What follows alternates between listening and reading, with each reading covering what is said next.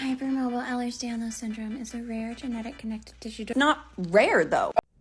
Hey, thank you for bringing up that subject because right now I'm thinking about it a lot. Is HEDS rare? Not rare? What is it so complicated to diagnose it? And I agree with you and I disagree, and my mind is coming back and forth with the years about that subject. So it's okay if you don't agree with me. So personally, I believe that HEDS, with the actual diagnostic criteria that we have now for the diagnosis of HEDS, is rare in my country, but not in other countries like the US. Why? In my country, in Switzerland, a condition is called rare when it touches less than 1% to 2,000 people. And in the US, it's 1% to 5,000 people. Now, the Ehlers-Danlos Society finally agree that HEDS is not as rare as it was previously believed. And the number that they use right now is 1% to 3,100 people. So basically, in my country, it's still rare, but in other countries, it's not. Now, I also believe that the actual diagnostic criteria that we have right now is shit. And the study that you mentioned, I've seen it.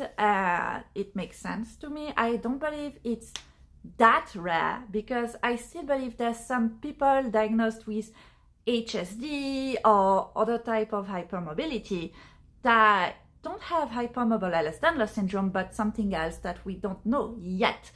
But I still believe that it's not 3,100 people.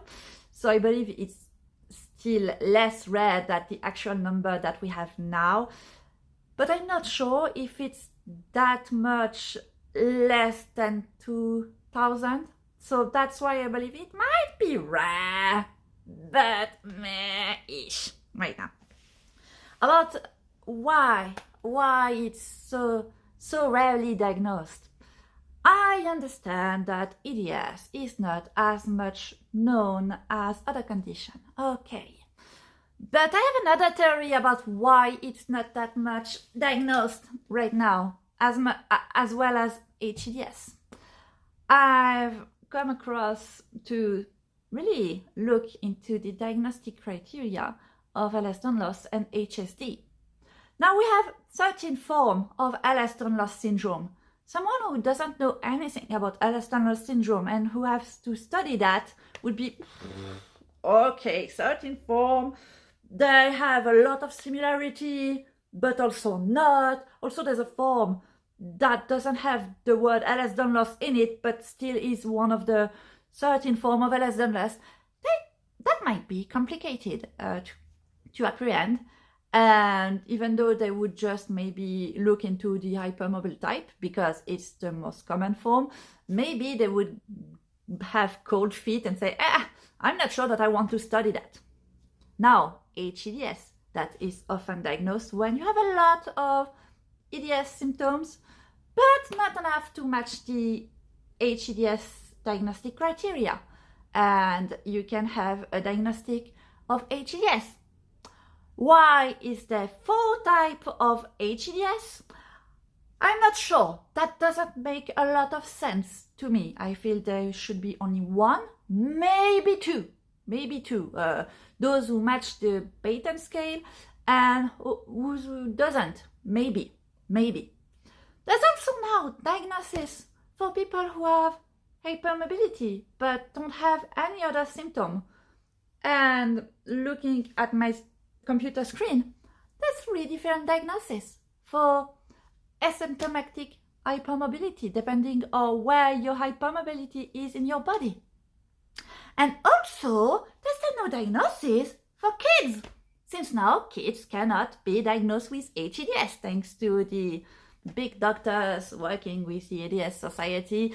The kids could only be diagnosed with generalized joint hypermobility or hypermobility spectrum disorder, even though they match the diagnostic criteria for HEDS. No, you will have to wait until the end of your puberty or until you are 18. So, with all of those diagnoses in mind, I can understand why some doctors would be like, I don't understand anything. And those who previously studied HEDS before 2017, which was a while back, sure, but they learned something, and it has changed a lot since then, and it still continues to change, like this year with the diagnostic criteria for children. So I believe that's also one of the reasons that why people don't know about it, yes, because when they start to look at what is this condition, they would say, oh my God, that's very complicated. Because they complicated the stuff a lot more than I feel that should be. That's the main issue for me. So that's my opinion. I still believe right now that HEDS might be rare, but 1 person to 2,000 might be a good ratio. Also, since it's hereditary, I believe that right now it's still rare, ish, depending in your countries, but maybe in, I don't know, 50 years, because it's hereditary, I believe it might not be anymore. So yeah, that's my opinion. Sorry for the long video, but as you can see, I'm very much into that subject. It brings me a lot of joy to talk about it. I love EDS. I mean, being chronically ill is shit, but it's a fun condition. You always have to learn new stuff. There's no end. There's no end to it, especially because they change everything every time. And yes, it's frustrating, but in the end, there's always a topic. It's not the illness that you learn and it won't change for 10 years. It was the case before, but now there's news about this illness every month with the new studies, with the other conditions like the comorbidity, stuff like that. I'm really enthusiastic. I feel like if I had to be chronically ill, I'm kind of glad it's HEDS, because at least I'm passionate about this subject. If I only had chronic constipation, which I had for a time but not anymore, it would have been a much more shitty subject to be passionate about.